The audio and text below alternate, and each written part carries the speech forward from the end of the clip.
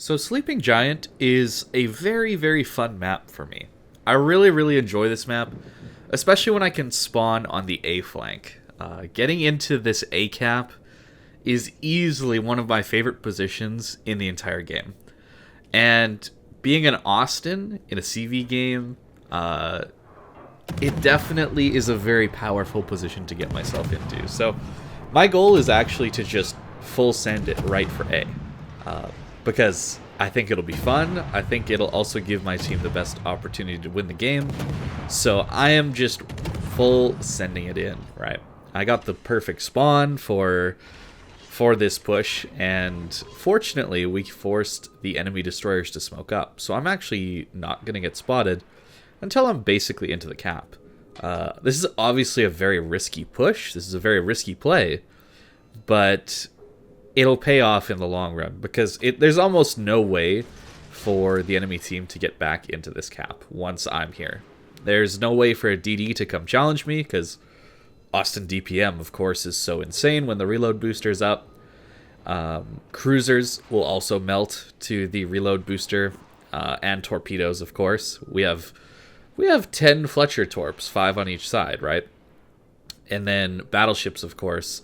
Well, unless they're a Yamato, they're not overmatching my side armor, so I can just bounce a lot of their shells and torp them and sap pen them like crazy. So we made it. We took a little bit of damage, but honestly not too bad. Get a heal off, and we're good to go. So this isn't going to be the easiest game, of course. Just because you control the A cap doesn't mean you're guaranteed to win the game, but it's very powerful.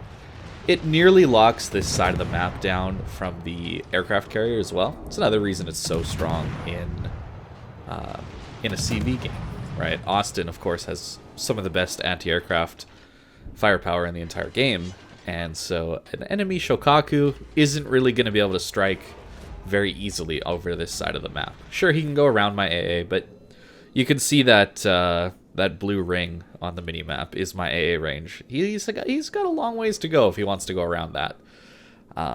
So a very strong position, a very fun position to get into. So once we get the cap, what's the plan? Well, the plan is to find gaps in these islands to spam over, taking out targets of opportunity, people that push in too aggressively, that kind of thing. If you're curious, you've never played this position before, you do have to go to the enemy's side of the cap, right? That might seem obvious, but just to explain it anyway, you want to be on the enemy's side of this cap. You notice I'm on the enemy's half of the map, because the islands are going to protect you better there, right? The enemy team has a really difficult time shading me over a lot of these islands, and that is the main reason that you're going to go to this side of the map. It keeps you safe. I'm going to fast forward this here because a lot of this match is just kind of sitting around waiting for the enemy team to push. People don't really like to push in this game that much, so it takes a while for people to get up the gumption to do it. And that's another reason this is such a powerful position to be in. You'll see later game on the 1-2-3 line, the enemy team is going to have a lot of ships, and we're going to have basically nobody on the 1-2-3 line. But they're not willing to push in because they know the first ship in is probably going to die to an Austin reload booster and torpedo rush, right? They don't want to make that push. They're not willing to, be that first guy in to take the hit, right? And that's why I love this position. It's not a position you can really play in too many ships because there's always going to be some counter that comes to kill you, right? Like if you're in a battleship, there's going to be a DD that YOLOs you, or an aircraft carrier that's just going to constantly send planes at you. If you're in a destroyer, of course, well, there's going to be some cruiser that finds their way in and kills you, right? So there's definitely very few ships that can play this position. And Austin is one of them. And if you're in an Austin or a ship similar to this in power level, definitely give it a go to try and get into this Thunderdome, as I like to call it. It is some of the most fun gameplay you can have. It brings the matches up a lot closer, right? You can see I'm within 10 kilometers of a lot of the enemy team, right? Like, it makes it way more interesting to be this close. Of course, the enemy team is gonna hopefully come push me at some point. That's when the action really starts. That's the goal here. My goal was to push this, get the cap, and then I was hoping the enemy team would just come push me. Because that would be really, really fun. Because then I could see how good the armor is on Austin, right? If you don't know, you get 32 millimeters of upper plating, upper belt armor, meaning you're bouncing every battleship in the game but Yamato class.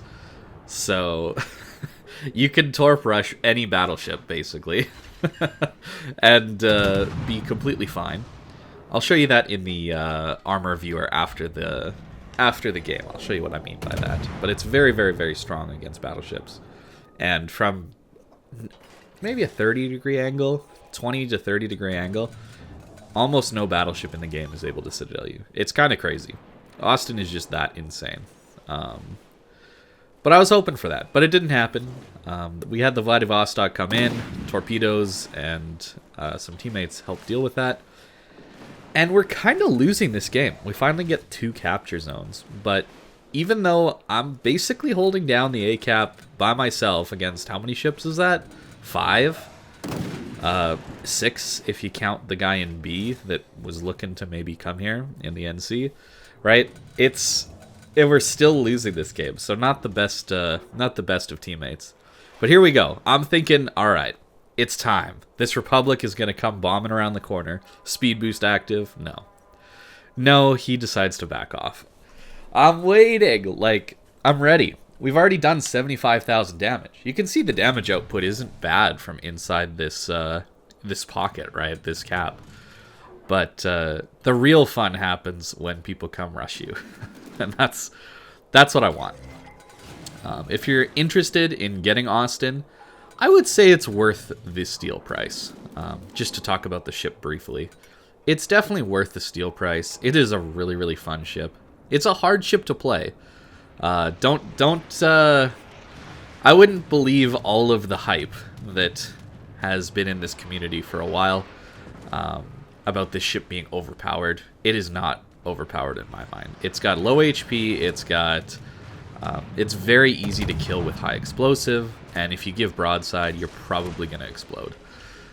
It's pretty easy to kill when it's caught out of position. But if you put it in good positions, it can look overpowered, just like a lot of ships if you put them in the best possible light. Finally, Mogami comes around. He's got hydro active, smart, dodges our torpedoes, but he comes in flat broadside, and well, that's what SAP DPM does. That's 3 salvos, and he's dead. That quick. We get a little bit extra reload booster for the Republic. I'm not sure why they made this SAP pen 32 millimeters of armor. As far as a balancing decision, I would say this SAP should probably pen 31 millimeters of armor. That makes it incredibly dangerous, or maybe just 30, right? Because that's the major threshold. For an Austin, I think giving it the ability to be incredibly dangerous to enemy cruisers with the SAP would be cool, but also make it a little bit weaker against battleships. That, or remove the 32 millimeter side plating. I think that would make this ship a little bit more reasonable, because you can see the salvos that we're getting on this Republic. Being able to pen 32 millimeters is a massive advantage, because you can aim for the extremities of basically every battleship in the entire game, and you're guaranteed these massive 4 to 8k salvos with your SAP. It's really, really, really incredible. Now, in this match, we're definitely losing. We're down on ships, but I do think we can pull it back. The key is going to be for our aircraft carrier to go after the destroyers, right? They need to. This CV needs to get the Loyang in mid, who potentially could be going after our NC, or just go into CCAP and capture it, right?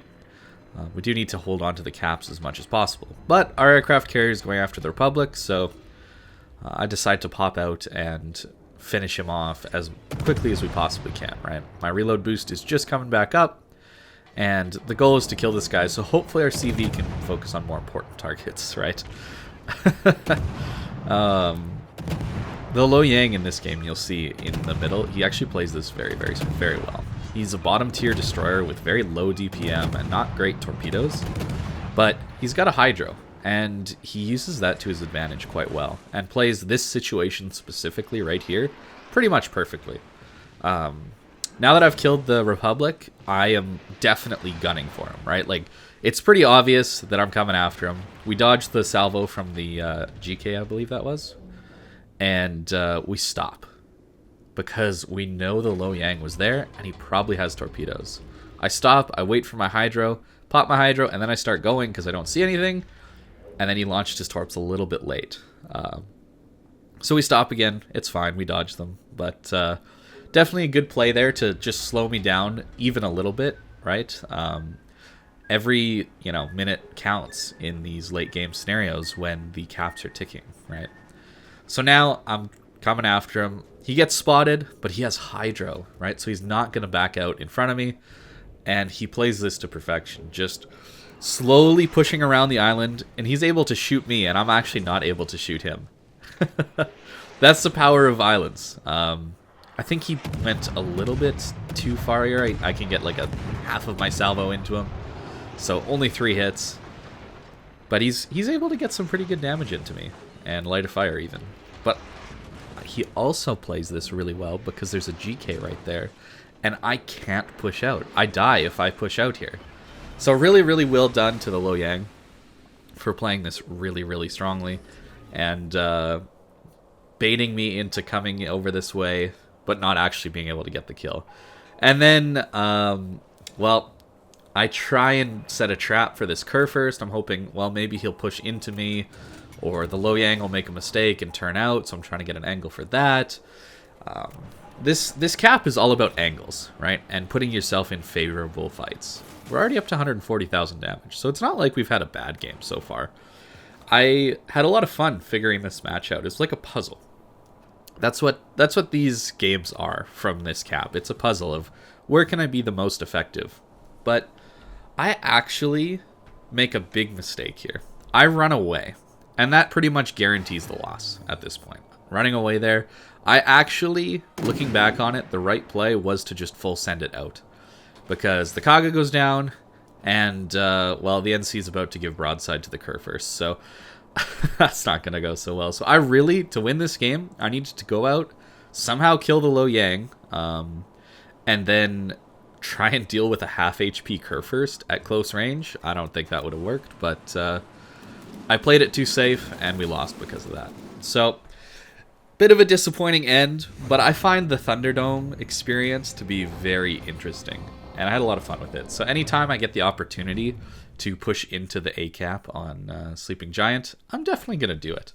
It's a lot of fun. So unfortunately we lost, but that's okay. It was still a fun match, and props to especially the Lo Yang for playing that one really well at the end. A lot of destroyers don't really play really good games at the end of matches. They often throw their ships away. So it's really nice to see someone, even if they're on the enemy team and they cause me to lose, it's nice to see someone playing their ship well.